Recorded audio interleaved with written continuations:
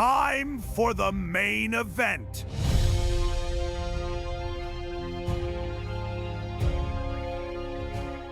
Hey guys, welcome back to the channel. If you like the content, hit the subscribe button, leave a like down below. Make sure you hit that notification bell so you don't miss out on future videos. With that out of the way, we got a little mini update for WWE 2K26. No, it's not the update 1.10, so don't yell at me in the comments. I'm not even going to put that on the thumbnail anywhere. We're still waiting on that update, still waiting for news on that update. But we did get a little update for MyFaction and some pretty cool new Persona cards, but there's a pattern that this game keeps doing since launch, and it leads me to believe that this is like a skip year. This is like a year where they just literally throw everything at the wall, see what they can get away with, and then correct and right the ship for 2K27. There's no other explanation to why it is this way this year, and a lot of the fans have dropped off. A lot of you guys in the comments, a lot of the people on Twitter, pretty much everywhere, are pretty down on the game, and I'm blown away. I've never seen this much backlash for the 2K games other than 2K20. Like, that one was really bad. This is, I don't want to say it's that bad, but it's that bad in regards as the monetization aspect of the game, not the actual game functionality and stuff like that. For the most part, the game functions pretty good. There's a few things that need tweaking, but other than that, it's mostly the monetization practices this year, and it all comes down to MyFaction. So we're going to go over that here in the later half of the video, but first let's look at all these updates, because there's one Persona card I'm tempted to get, but they ain't getting any money from me. Like, if I can just get it normally, then yeah, but if I have to spend a bunch of money to get it, I can live without it. Anyway, let's go look at this mini update and then discuss what's going on with 2K26. Alright, here we are over on the MyFaction page. I know everybody's not pretty high on this, but there are some pretty cool Personas they added in this latest pack, the Danger Zone pack. And we'll look at those real quick. So if you're ever curious what Persona cards are in each pack, you could just hit L2 on the PlayStation controller, and whatever the heck correlation button is on the Xbox controller or the Switch controller. Then you go down to Personas, and these are the cards that you can actually use in every single mode in the game. So we got a Xavier Woods 17, which I'm almost certain has been in a bunch of these games. And what's cool is you can take a quick look at it. Badges and all this kind of stuff. I mean, look how many MyFaction points just from the stupid ringside pass, virtual currencies from the ringside pass, and buying the game day one and pre-ordering the game day one. So I've barely spent any points because I never played this mode. And the virtual currency that came with the game, I didn't buy it, so don't yell at me like, oh, you're buying virtual currency. No, I bought a couple of creation parts with the points that came with the game and the ringside passes, both of them. And yeah, I haven't bought any extra. But anyway, so that's the one card. And now this is the one that has me tempted to actually, I don't know why it flips it when you zoom in, actually try for. And this is the Ultimate Warrior with no face paint. It's not even a different warrior. It's the exact same warrior that you can play in the other modes, but with no face paint. And to me, that's like part of his that's the most iconic part of his look, is his mask, his face paint. You know, without the face paint, like, why would you even waste money on this? To me, personally. And he's my favorite wrestler. He's my favorite wrestler, and that's what I have to say about it. Like, oh, no face paint for the exact same model? Now, if it was a different model, like from when he first started or something else, then yeah, maybe. But no, it's literally just the model in the game with no face paint. Like, give him blue hair or something. Give him, make his skin neon green, or make him look like Blanca. I don't know. Just do something. Just no face paint. That's it? That's it? Anyway, and he's only he's only 77. So those are the new Persona cards in this pack. Now let's look at the new live events that are probably going to show up soon or are active right now. All right, so here are the active ones. Let's see if there's a good Persona. Here's the Kurt Angle Persona. Now they said this was this came back because I think it went away for a while. Now, to me, this is stupid because that exact gear is available in the Creation Suite. So there's really no point in wasting your time getting this Persona, unless that's your favorite Kurt Angle, like, ever. And then the Persona of Liv Morgan is back, and you need the Jade Cargill card that needed a bunch of other cards. And then another CM Punk. Now this one annoys me because this is really cool gear, and I've been wanting to use this for a created wrestler.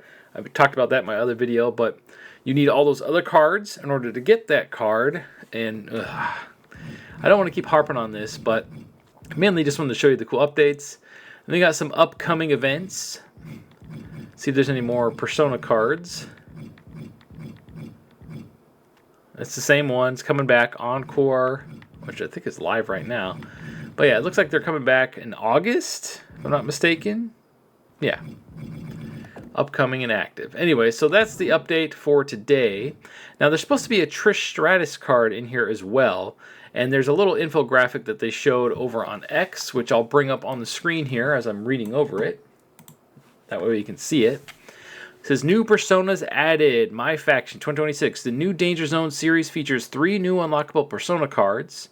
Xavier Woods 17, Ultimate Warrior No Paint, and Trish Stratus 03, which we've had to unlock in the last 3 games via MyFaction. So the fact that it's the Monday Night Wars, that's the whole theme of this year's game, Attitude Era, all that kind of stuff, and she wasn't included in one of those packs, or like just buying the game outright, they're going to lock her to MyFaction again. This is why I think this is a test year, because they're reusing the same assets, which they've done before, but they're really, really testing players this year to see how far they can go before players break. Because let's face it, there's a lot of, they call it the vocal minority when it comes to online and Twitter and stuff. So unless they see mass player count drops, login time drops, money drops, they're not going to actually do anything to change the game.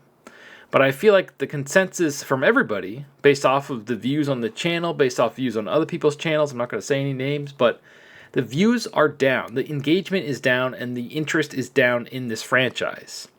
And that's why I think this is a test year for 2K26 and 2K franchise in general. So with that being said, I just want to do a quick little discussion here at the end of the video, now that we've gone over the updates and everything. And everything in this year's game, the ringside pass, the way they're monetizing MyFaction, the way they've monetized the island more by making you have to prestige. And if you're not familiar with what that is, because maybe you only play wrestling games, you basically have to max your character out 3 times to get to the max level. So you basically have to get, I think it's 75 or 80 the first one. Then to get to 90, you have to reset back to normal. Basically, you prestige, so it puts you back down to normal. So you have to spend pretty much a ton of virtual currency to finally get to that 3rd rank and get actual 100 rank in the max level, which is in the game. So that feels like to me they're testing the waters there. They try to figure out how to monetize that. MyFaction, just look at how it's been this entire year. I mean, they've been price gouging the fan base like to death. People have spent hundreds and hundreds of dollars and not gotten the cards they want. They made the events way, way too difficult for some of them. It feels like they're pulling back a little bit. I haven't really jumped into the mode, so I can't tell you any of the differences. Just as observation from the people I follow. Shoutouts to MyFaction Reaction, Kenny Bomb, Just Brian, the Pro Wrestling Shoot, everybody who plays MyFaction religiously, at least they used to. I gave up on the mode in 2K22. I saw what it was, and I didn't spend any money, but I spent almost 400 hours playing that game, trying to get the platinum, and most of those hours were in the stupid MyFaction mode because you had to complete all the lifetime achievements. So, was it the lifetime goals or whatever the heck it was called in the game, or in that mode. So I managed to do it right before the 2K23 came out, and then 2K23 came out and it's the exact same thing. And nothing carried over. So I was like, nope, I'm done. Don't care. Platinum not for me. And I haven't got the platinum since, mainly because of my GM mode, not MyFaction, because you gotta do some crazy crap in my GM, and I don't even want to play my GM. I haven't touched my GM other than the few videos I made for it. For me, it's Creation Suite, Create a Championship, Arena, Characters, Universe Mode.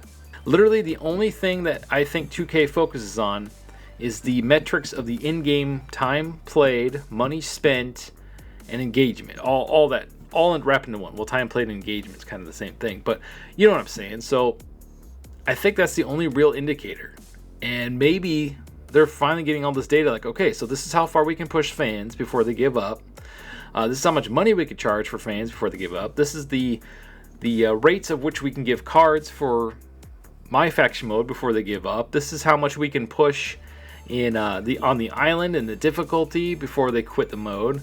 So I feel like this is an extreme test year, and they're probably going to use AI and all this kind of stuff to get all the analytics, and then they're going to do exactly up to the threshold or just under for 2K27.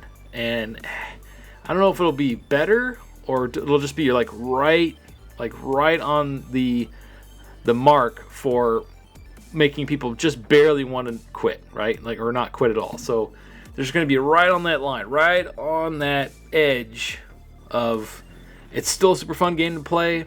I'm still going to buy it, but man, if they push it any further, I'm going to quit the game. I feel like they're right on the edge there, and that's what this year is for, to test the waters. It's a mulligan year. It's a mulligan, honestly. Anyway, what do you make of all this? Am I on to something here, or am I full of crap and just making crap up? Sound off in the comments below. Let me know, and as always, stay frosty.